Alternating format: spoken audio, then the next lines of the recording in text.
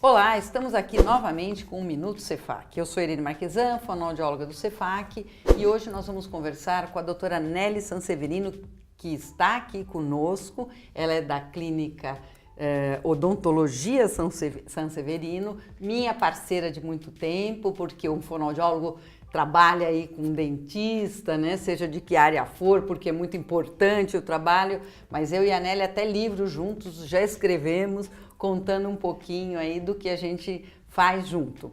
E eu queria, hoje eu trouxe a Nelly aqui, né? Aliás, eu trouxe não, né? Você veio sozinha, mas eu quis convidar você para contar e para a gente falar um pouquinho sobre o teste da linguinha. Perfeito. O teste da linguinha no Brasil foi, graças a Deus, agora é lei, né? Assim como o teste da orelhinha, o teste do olho, o teste do pezinho. Então os hospitais hoje têm a obrigação de oferecer isso, uma vez que virou lei. O bebê nasce, então vai fazer o que tem que ser feito e também verificar se ele está com a língua solta e não presa para poder mamar adequadamente. Nós sabemos aí, por todas as pesquisas que têm sido feitas, publicadas, até antigas e recentes, quanto que isso interfere inicialmente na amamentação. Como eu sei que na clínica de vocês também trabalham a parte de odontopediatria, eu queria saber como é que isso está, se vocês já tomaram providências de explicar para as mães, aquelas que não tiveram a oportunidade de saber no hospital, como vocês estão fazendo lá? Primeiramente, muito obrigada pelo convite. É um prazer. É um prazer imenso estar aqui com você sempre, Irene. O teste da linguinha, ele foi fundamental para uma mudança numa característica de dar a importância para o frênulo da língua do bebê. Então a gente sabe que existem diversos problemas que começam a acontecer desde a amamentação por conta desses frênulos alterados e que vão refletir de uma forma extremamente importante no desenvolvimento e no crescimento dessa criança. Então, o que a gente percebe hoje é que já existe uma conscientização muito maior, porque nós recebemos crianças para serem avaliadas e muitas vezes até já com o diagnóstico pronto para que seja feita a frenotomia ou a frenectomia, quando são mais velhos, quando são mais velhos.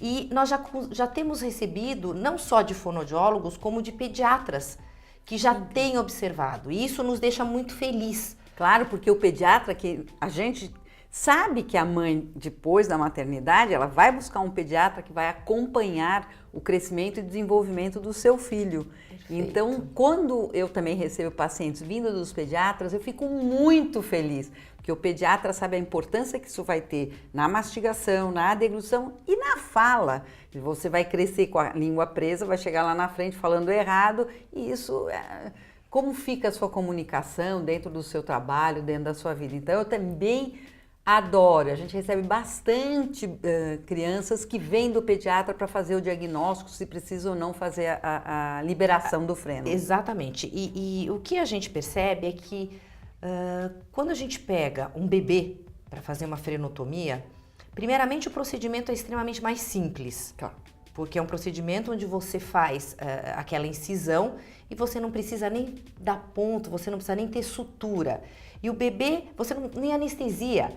Então, hoje em dia, nós usamos uns determinados colírios anestésicos e você, locais, e você pinga ali e espera um pouquinho, pinga de novo e você faz aquele procedimento de uma forma muito simples. A mãe participa, a mãe auxilia e imediatamente após o procedimento, a mãe já coloca o bebê no seio, o bebê já sai mamando. Isso é lindo, né? Isso é lindo de ver. Eu já vi mãe chorar assim, falar assim, agora eu sei o que é uma amamentação de verdade, agora ele tá pegando meu peito, ele tá mamando. Tá mamando. E chorando e dando de mamar de alegria. De alegria. E a gente, é incrível. E a gente percebe o que a nossa experiência na clínica é que quando a gente tem uma mãe com um bebê, então nós estamos falando de bebezinhos até 6 meses, 8 meses, lógico, quanto antes melhor. Claro. Se puder ser no hospital é o melhor, mas o quanto antes melhor,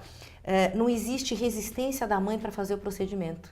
Claro. É impressionante. Ela tá com tanta vontade de amamentar. Isso. ela quer tanto que o bebê engorde, ela quer tanto que para ela fazer esse procedimento é algo que se torna simples.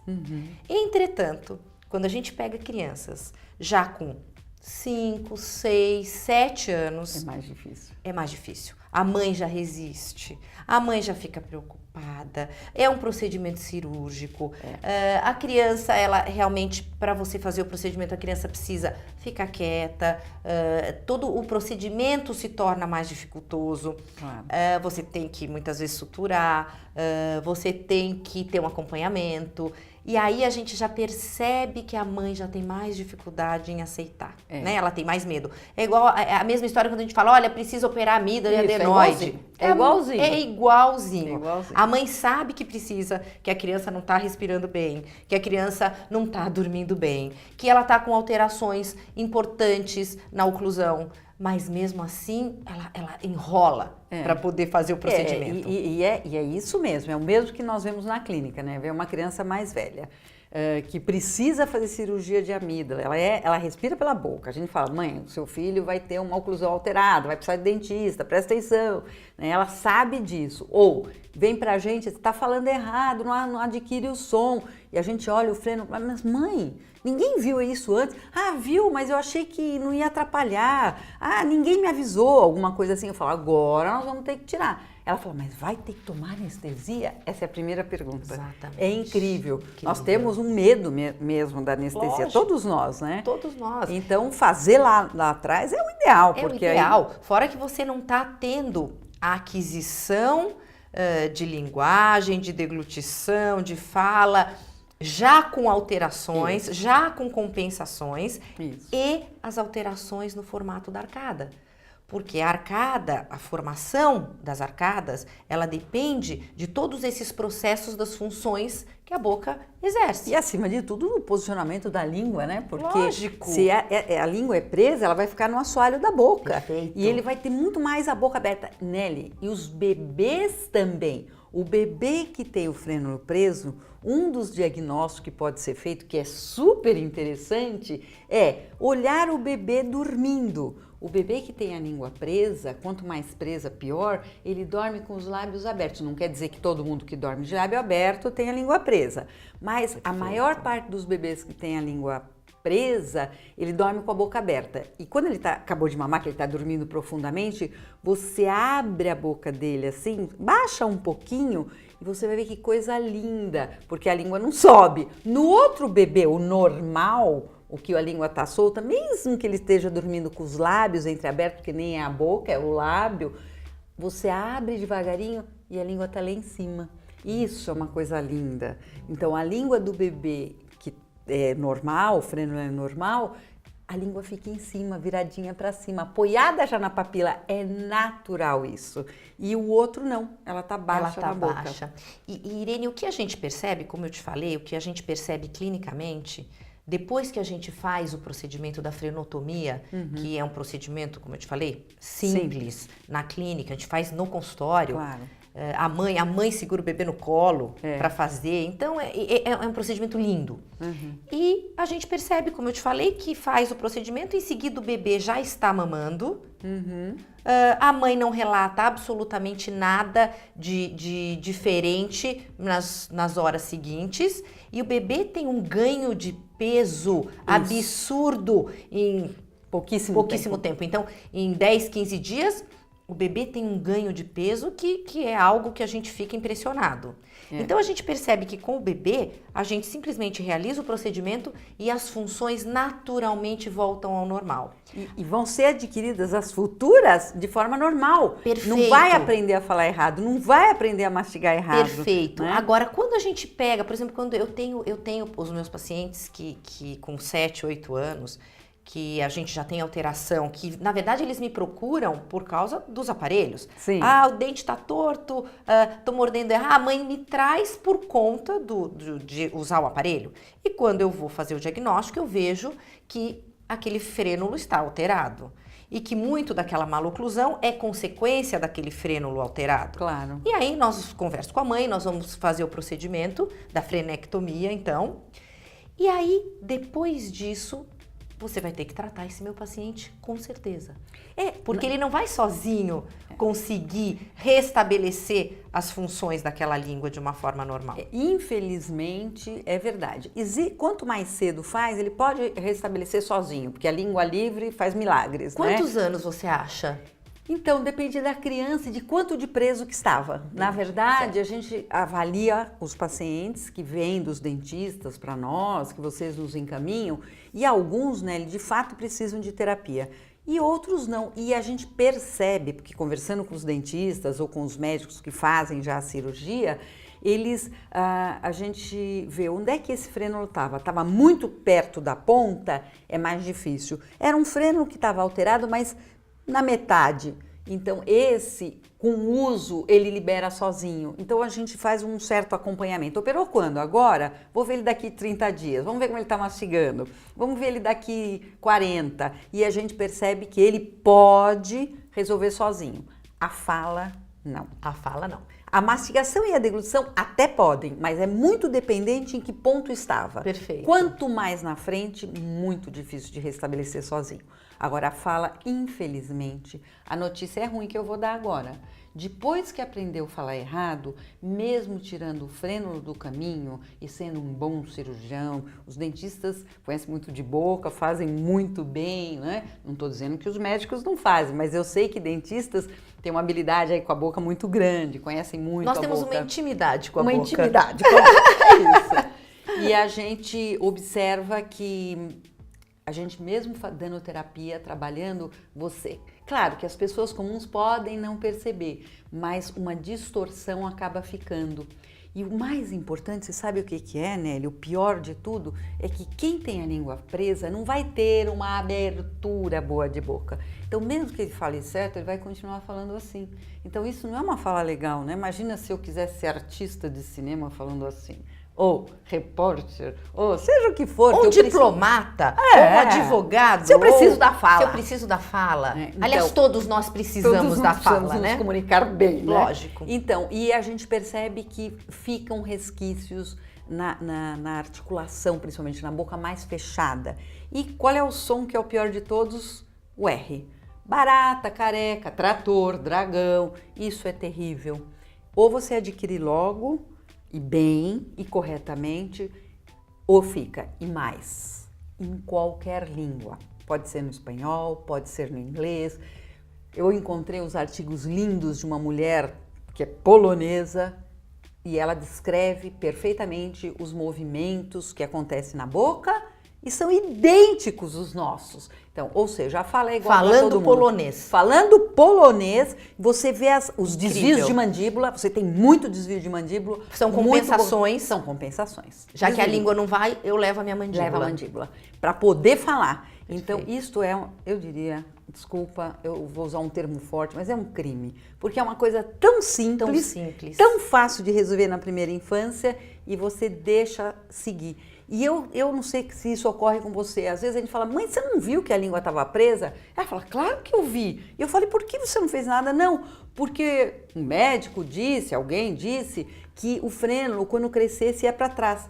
Gente, isso é literatura de 1800, é verdade, tá? Irene. Infelizmente, nós temos que acompanhar o que nos traz as pesquisas atuais. Perfeito. Não existe o frênulo ir para trás. Perfeito, tá? Não perfeito. existe. É isso que vocês percebem e sabem, Lógico, né? lógico. E você sabe, Irene, que acho que esse ponto que você está tocando é o mais importante, a falta de informação. Isso. Então, essa falta de informação a respeito das coisas é que leva a toda essa problemática e fazer a coisa ir evoluindo.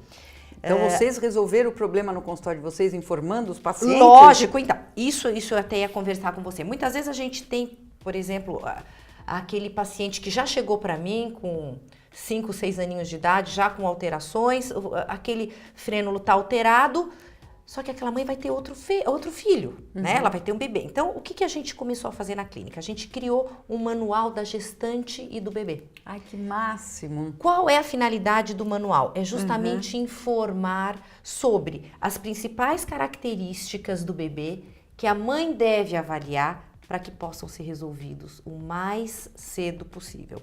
E entre eles, como a gente está discutindo a história da linguinha, a gente coloca o teste da linguinha e para a mãe tentar já identificar esse tipo de alteração, para ela reconhecer. E isso é muito simples, Irene. A gente conversava outro dia, eu acho que você chegou a presenciar isso, porque era um paciente nosso em comum, onde foi feita a frenotomia do bebê, e a mãe mandou pra gente a foto de um bebê, de uma amiga que ela viu chorando, e ela tirou a foto porque ela percebeu que a linguinha do bebê não estava subindo, e ela mandou a foto pra gente e falou: gente, esse é o bebê da minha amiga, e eu acho que a linguinha dele não tá subindo, dá uma olhadinha pra mim, porque eu acho que não, eu vou falar pra ela, e para dar uma olhadinha. Olha que incrível, quer dizer, como a informação é importante, quer dizer, uma mãe trouxe seu filho, resolveu o problema e já detectou, no filho da amiga dela. No filho da amiga. Quer dizer, esse tipo de manual é fundamental, você poder informar a população, trazer... e outra coisa que a gente não está falando, Nelly, que é fundamental, é que isso é altamente genético. Então, a gente tem que realmente falar, olha, mãe, você teve um filho com língua presa, presta atenção no próximo. Vamos ver você, vamos ver seu marido, vamos ver se você já olhou seus parentes, porque é uma coisa absolutamente genética. A gente tem muitas famílias que você vai encontrar um pai, depois no filho, depois no primo. Então é fundamental eles saberem isso. E às vezes isso é até um fator complicador, porque a mãe fala assim: ah, mas eu fui assim a vida inteira, e ele é assim porque eu sou assim, puxou a mim. E ele ainda ela fica feliz. Fica feliz, porque na verdade nem ela sabe que ela tem um problema. Sim, sim. E que ela compensa para falar. Sim. Às vezes quando vem casal aqui com o filho, eu tô fazendo, eles trazem a criança e eu já escrevo na ficha, o pai tem a língua presa. Quando termina, eu sempre falo, gente, eu vou ter que olhar a sua língua, a mamãe, a sua língua, o papai, para ver se está na família de vocês. E eu já escrevi, o pai, como que eu sei que o pai tem a língua presa? Porque ele não fala bem.